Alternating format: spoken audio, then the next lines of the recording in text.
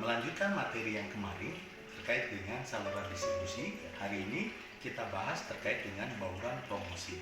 Nah, seperti kita tahu bahwa bauran promosi itu terdiri dari 4. Yang pertama produk, kemudian yang kedua price, place, dan promosi.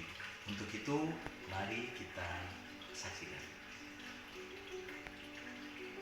Dalam bauran promosi ini, bahwa promosi itu adalah kegiatan yang terakhir dari kegiatan marketing mix, ya, mulai dari produk, kemudian price, place, dan promosi.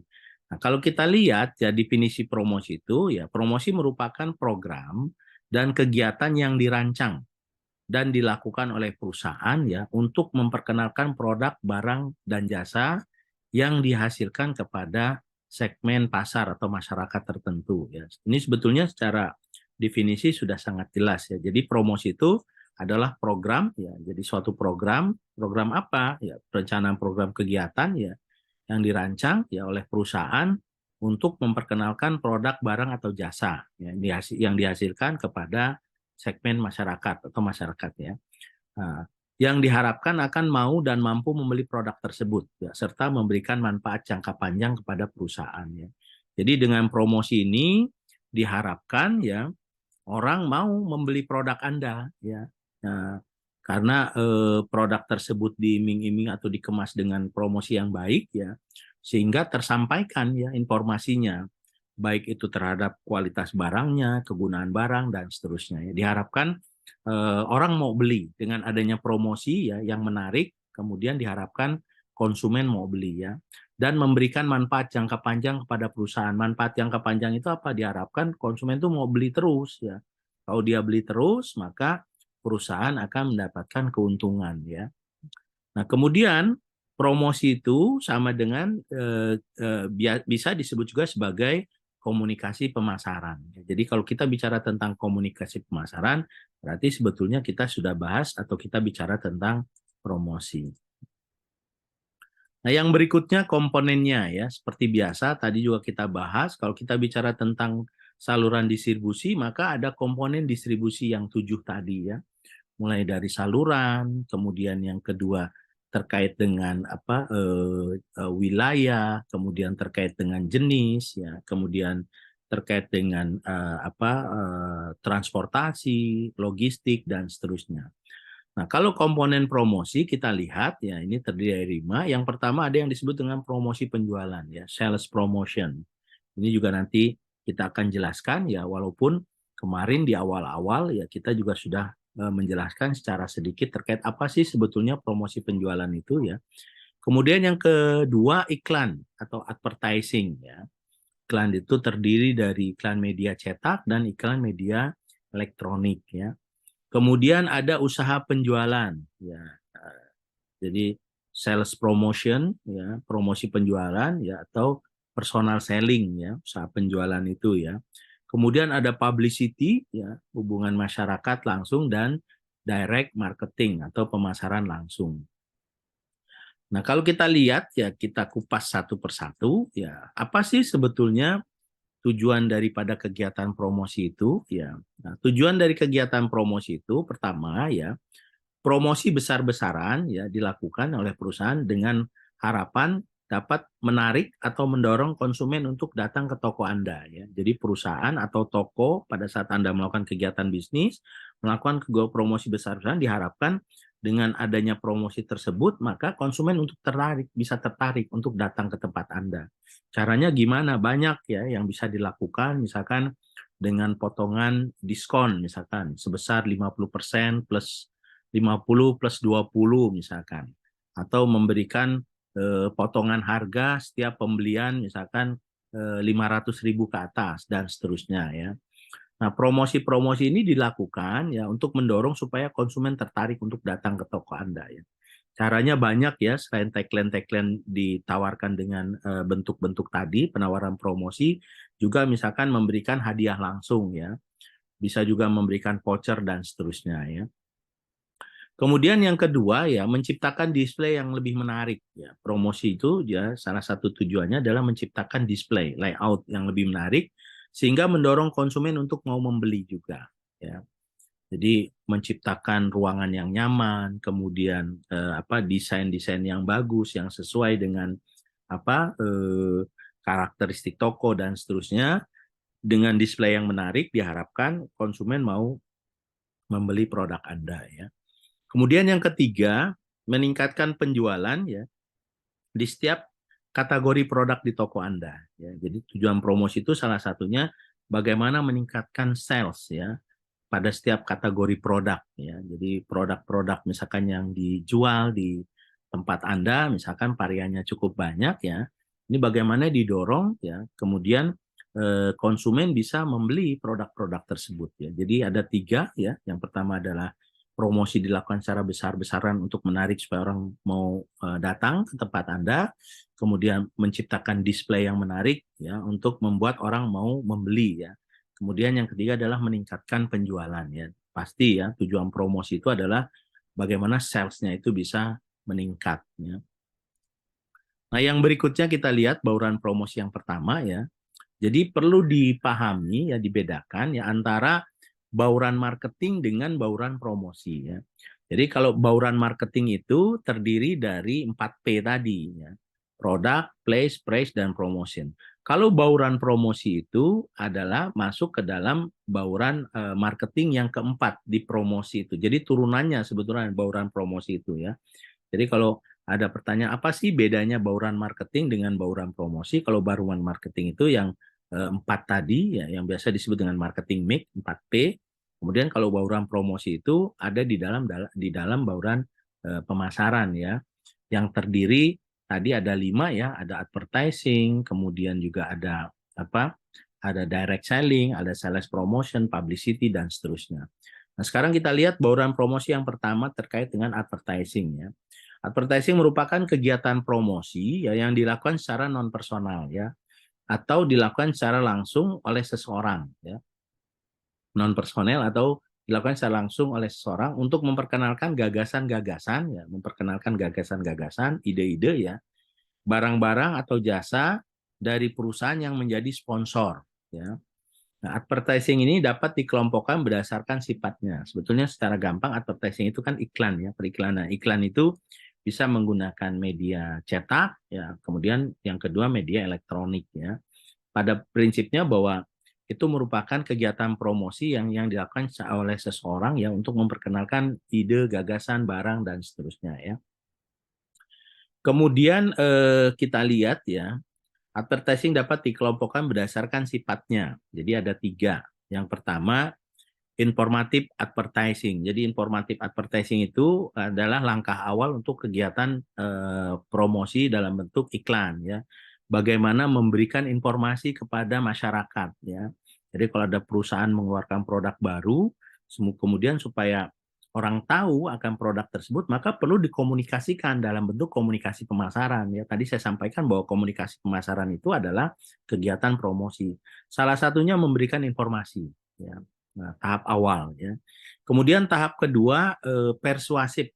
Bagaimana setelah dia tahu, kemudian dilakukan pendekatan ya supaya dia mau beli.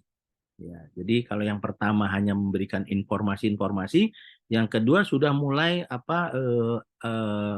aktif ya, sudah mulai bagaimana caranya pendekatan yang dilakukan ya melalui media advertising, orang itu tertarik untuk beli. Jadi yang pertama kenal dulu, yang kedua dia harus beli gitu loh ya. Kemudian yang ketiga adalah mengingatkan, reminder. Jadi pada saat misalkan produk Anda sudah laku di pasar, maka tetap dilakukan kegiatan promosi. Selalu diingatkan supaya orang tetap mau menggunakan produk Anda. Jadi yang namanya kegiatan promosi itu tidak terputus ya. Walaupun produk Anda sudah mulai disukai oleh konsumen, bahkan sudah sampai ke leader market ya, pada tahap di atas produknya, maka dia tetap melakukan kegiatan reminder, mengingatkan ya. Jadi salah besar kalau misalkan perusahaan sudah terkenal, ya produknya sudah laku di masyarakat, tidak melakukan kegiatan promosi. Ya. Itu salah besar. Hanya volumenya saja yang dikurangi. Ya. Misalkan kalau dulu durasi iklannya, misalkan hitungannya dalam waktu 1 menit, sekarang untuk mengingatkan iklan itu hanya hitungan detik saja. Jadi ini ya advertising itu, ya dikelompokkan sifatnya menjadi 3. Yang pertama itu informative advertising, ya, kemudian persuasive advertising, dan yang ketiga adalah reminder advertising atau mengingatkan. Nah, kemudian yang berikutnya kegiatan bauran pemasaran yang kedua adalah sales promotion, promosi penjualan. Ya, promosi penjualan itu yang pernah saya sampaikan, contohnya misalkan dalam bentuk diskon, ya, kemudian potongan harga, beli 2 gratis 1 dan seterusnya. Nah, tapi secara letterlek, sales promotion adalah merupakan kegiatan promosi jangka pendek, ya, yang dilakukan untuk lebih memacu penjualan barang atau jasa oleh para wiraniaga. Jadi promosi jangka pendek untuk memacu peningkatan penjualan, salesnya supaya naik. Ya. Caranya gimana? Tadi ada diskon, ya, 50% plus 20, ada potongan harga, ya, kemudian ada misalkan beli 2 misalkan gratis 1, ya, atau misalkan ada ada promosi-promosi bentuk lain, misalkan ada pembagian hadiah secara gratis, ya, misalkan sudah mencapai pembelian sekian. Nah, ini sales promotion, ya. Dan yang berikutnya adalah publicity, ya. Publicity itu apa? Publicity merupakan kegiatan promosi secara tidak langsung, ya, yang dilakukan melalui berita di berbagai bentuk media massa, ya, atau media, ya. Contohnya misalkan koran, ya, ini kan bentuk pemasaran tidak langsung. Jadi sudah dikemas bentuk iklannya atau bentuk redaksionalnya, kata-katanya kemudian dipublish melalui koran, ya, melalui majalah, ya, kemudian melalui elektronik, radio, TV, dan seterusnya, ya. Ini dalam bentuk kegiatan publicity, ya. Nah, yang berikutnya, ya, adalah personal selling, ya. Personal selling itu, ya, penjualan secara individu, ya, atau kegiatan yang dilakukan, ya, promosi yang dilakukan melalui presentasi, ya, kepada seseorang atau kelompok orang yang diharapkan akan menjadi pembeli dari barang atau jasa yang kita tawarkan. Yang paling sering misalkan personal selling kalau ada kegiatan ibu-ibu di RT misalkan, ya, ibu-ibu PKK, kemudian ada yang memperkenalkan bahwa akan ada yang presentasi tentang misalkan barang yang dijual, misalkan kayak tempat masak, alat masak, ya, penggoreng dan seterusnya, dia melakukan demonstrasi, ya, sambil menawarkan produk tersebut. Nah, itu disebut personal selling, ya. Baik, langkah-langkah dalam kegiatan promosi sekarang, ya. Jadi ada beberapa langkah, ya. Tadi bentuknya, ya, kalau bentuknya tadi sudah, ya, ada advertising, kemudian sales promotion, kemudian ada publicity, ya, direct marketing dan seterusnya. Nah, sekarang kita lihat, ya, langkah-langkah dalam kegiatan promosi. Apa sih yang harus dilakukan, ya? Langkah-langkahnya untuk melakukan kegiatan promosi supaya promosi itu tidak salah sasaran atau tepat, ya, pada target yang diinginkan. Karena kalau kita tahu bahwa biaya promosi itu cukup tinggi, ya, maka kalau tidak tepat sasaran, ya, promosi yang kita lakukan akan sia-sia, ya, cost-nya tinggi, tetapi hasilnya tidak maksimal.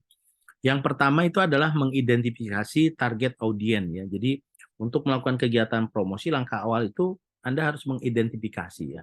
Kegiatan ini untuk menentukan secara spesifik, ya, siapa yang menjadi audiens dari kegiatan promosi, ya, yang akan kita lakukan.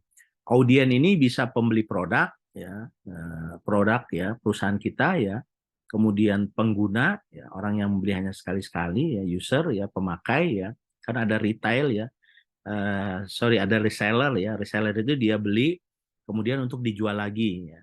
Kemudian ada memang untuk digunakan, ya. Ada yang pihak yang memutuskan atau pihak yang mempengaruhi pembelian, ya, influencer, ya.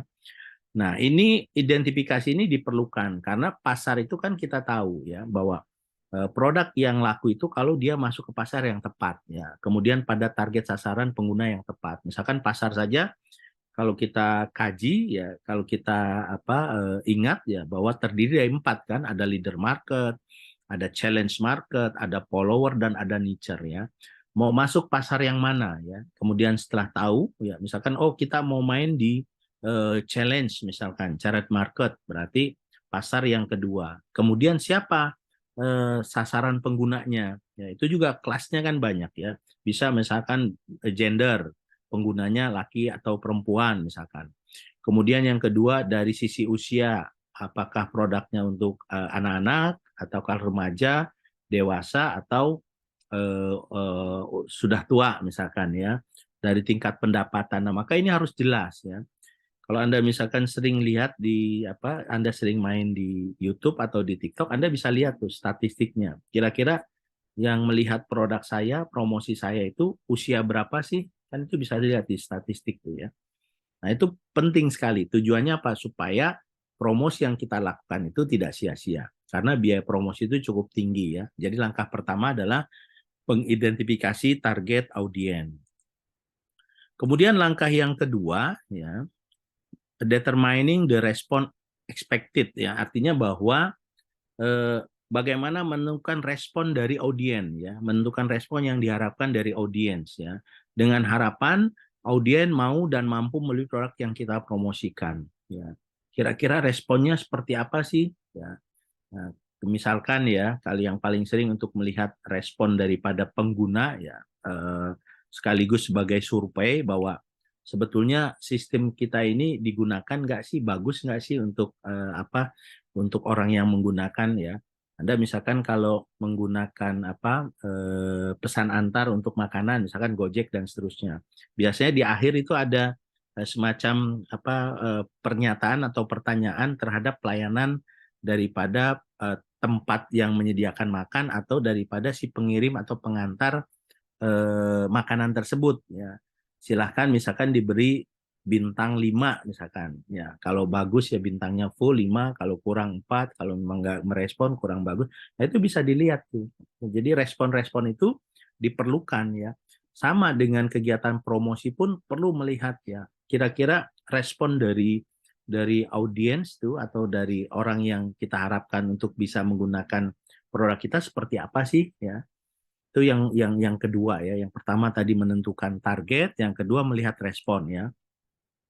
Nah, melihat respon ini ya juga bisa dilihat dari tahapan kesiapan audiens ya yang harus kita ketahui ya. Yang pertama untuk melihat respon, lihat awareness, dia peduli nggak terhadap produk kita, aware nggak kan gitu ya. Kemudian eh, yang kedua itu knowledge ya, pengetahuan. Ya, jadi tahapan yang kedua itu ya, terkait dengan apakah audiens kita peduli atau tidak, maka salah satu bahwa konsumen yang peduli itu dia bukan hanya sebagai pengguna, tapi dia paham terhadap knowledge produk tersebut ya. Knowledge produk tersebut kan di setiap produk tuh ada apa? Ada keterangan ya, baik itu terkait dengan komposisi, label isi, apa expired date dan seterusnya ya, digunakan untuk apa, ya tadi komposisinya seperti apa dan seterusnya ya. Kemudian bagaimana menimbulkan apa kecintaan ya, kecintaan affection ini ya. Jadi kalau dia sudah peduli ya, tahu terhadap produknya ya, kemudian dia suka gitu loh. Setelah dia suka, kemudian langkah selanjutnya dia bisa memilih ya. Jadi kalau memang dia sadar akan kegunaan produk karena mengetahui bahwa produk itu bermanfaat ya, sesuai dengan yang diinginkan, maka diharapkan dia bisa suka ya. Kemudian setelah dia suka, bagaimana dia bisa memilih ya. Nah, setelah itu baru yang ke 5 ya, conviction itu pengakuan. Pengakuan itu mengakui bahwa produk yang digunakan itu memang betul-betul bagus ya. Nah, yang terakhir adalah bagaimana dia bisa membeli. Nah, ini tahapan kesiapan audiens ya yang perlu kita ketahui ya. Jadi tahapan-tahapan sebetulnya respon nggak sih nih audiens kita terhadap produk kita ya. Maka kita harus mengetahui hal-hal ini ya yang perlu kita ketahui. Kesadaran terhadap produk ya, kemudian pengetahuan terhadap produk kita ya, kemudian suka tidak dia terhadap produk kita ya, bagaimana menimbulkan cinta ya, cinta itu suka ya, kemudian setelah itu dia diharapkan bisa memilih ya, memilih. Nah, kemudian dia bisa juga conviction itu pengakuan dalam konteks bahwa dia betul-betul mengakui bahwa produk ini bagus gitu loh ya. Nah, kalau dia sudah seperti itu, pasti ujung daripada tahapan kesiapan audiens itu pasti dia akan membeli. Ya, ini tahapannya ya. Nah, tadi yang kedua, kemudian yang ketiga ya, bagaimana cara menyusun pesan-pesan yang akan kita pergunakan dalam kegiatan promosi ya. Nah, pesan tersebut ya harus memenuhi unsur ini. Ya, biasanya disingkat dengan istilah AIDA nih. Attention, interest, desire, dan action ya. Jadi menyusun pesan ini ya, yang dipergunakan untuk kegiatan promosi ya. Yang pertama itu pesan harus bisa mendapatkan perhatian. Mendapatkan perhatian itu bisa dari tagline ya, kemudian bisa dari warna ya, bisa dari logo dan seterusnya. Kalau attention perhatian itu saya nggak usah sebutkan nama ya, nanti bermasalah lagi disanggap kita promosi dalam konteks. Ada itu iklan-iklan partai yang sekarang gampang sekali didengar itu ya, nyanyinya sehingga orang tahu gitu. Itu attention bagus itu ya. Jadi memperkenalkan organisasi tertentu dengan lagu misalkan ya. Kemudian dengan warna hijau misalkan sudah tahu ya, Gojek atau orange, Shopee dan seterusnya. Kemudian yang kedua bagaimana meningkatkan daya tarik. Ya, daya tarik itu bisa saja misalkan brand ambasadornya ya, orang-orang yang menarik ya, artis-artis misalkan atau orang yang sekarang ini lagi viral dan seterusnya ya. Kemudian yang berikutnya adalah meningkatkan keinginan ya. Setelah dia mendapatkan perhatian, tertarik, diharapkan dia bisa meningkatkan keinginan untuk bisa membeli ya. Dan yang terakhir adalah action, itu memacu langkah untuk pembelian ya. Nah, pesan iklan ini harus mencakup ini ya. Jadi kalau kita membuat satu iklan, maka di dalamnya ya harus bisa mendapatkan perhatian, kemudian harus membuat orang tertarik, ya, kemudian orang setelah tertarik ingin membeli, dan terakhir dia harus action, harus bisa membeli. Baik, yang keempat ya, yaitu memilih media yang akan kita gunakan. Ya. Ini media-media yang kita gunakan juga harus disesuaikan dengan kemampuan atau budget yang ada di perusahaan itu sendiri. Karena tadi lagi-lagi bahwa media promosi itu ya cost-nya cukup tinggi ya. Seperti kita menggunakan media advertising iklan ya, durasi iklan di televisi itu cukup lumayan itu ya, durasinya hitungannya cuma misalkan 60 detik, tapi 60 detik itu harganya cukup banyak. Atau baliho misalkan yang di pinggir-pinggir jalan tuh ya, ukuran yang besar itu dengan misalkan potret atau landscape ya, itu kisarannya itu kalau tidak salah itu per bulannya bisa sampai 30 jutaan itu untuk menyewa baliho yang di pinggir jalan ya. Jadi cukup lumayan ya. Maka harus selektif dalam memilih media yang akan kita gunakan. Seperti yang saya sampaikan, kenapa misalkan kampus kita nggak berani misalkan menggunakan media nasional, karena memang cakupan wilayahnya tidak pas ya. Kita itu hanya sebatas cakupan wilayahnya misalkan daerah kita saja, misalkan Tangerang Raya dan sekitarnya ya. Sehingga untuk masuk ke media nasional itu karena cost-nya cukup tinggi dianggap kurang efektif. Baik, mungkin ini ya yang bisa saya sampaikan ya. Mudah-mudahan nanti minggu depan kita bisa lanjutkan kembali ya terkait dengan materi-materi yang lain.